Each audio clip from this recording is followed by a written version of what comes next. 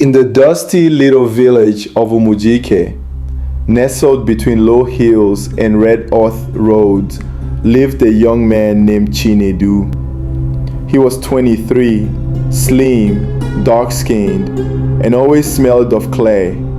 Not because he was lazy or dirty, but because every day before the first cock crowed, Chinedu was already digging clay by the river to mold pots and bricks. Chinedu lost his father at age 10. His mother, Mama Ada, sold roasted corn and groundnuts at the junction to keep him in school, but money was never enough.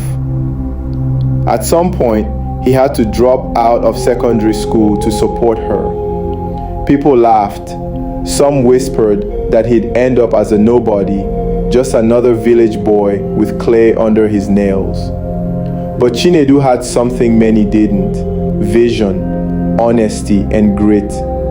Every day he molded bricks and baked them in the sun.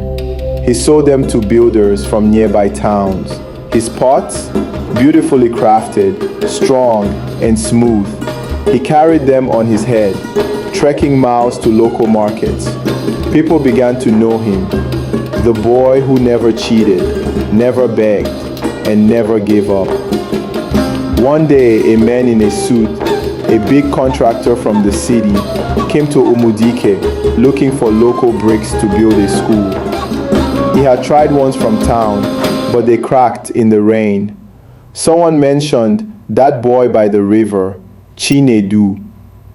The man visited Chinedu's muddy workshop and saw the piles of baked bricks and pots arranged neatly.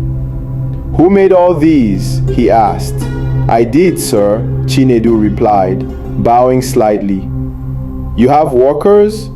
"No, sir, just my hands and my mother's prayers."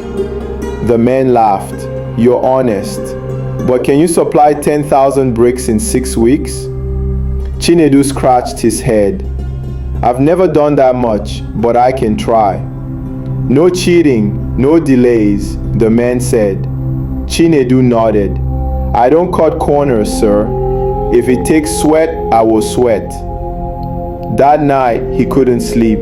He prayed, he planned, he hired 2 younger boys, taught them what he knew, and paid them from his savings. Day and night they worked, even under the moon. His palms bled, his back ached, but he pressed on. 6 weeks later, the bricks were ready, strong, straight, and sun-baked.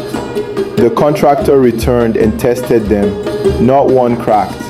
"You did well," he said, smiling. "In fact, I want to partner with you.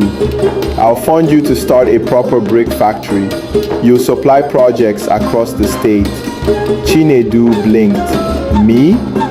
Yes. Hard workers like you are rare."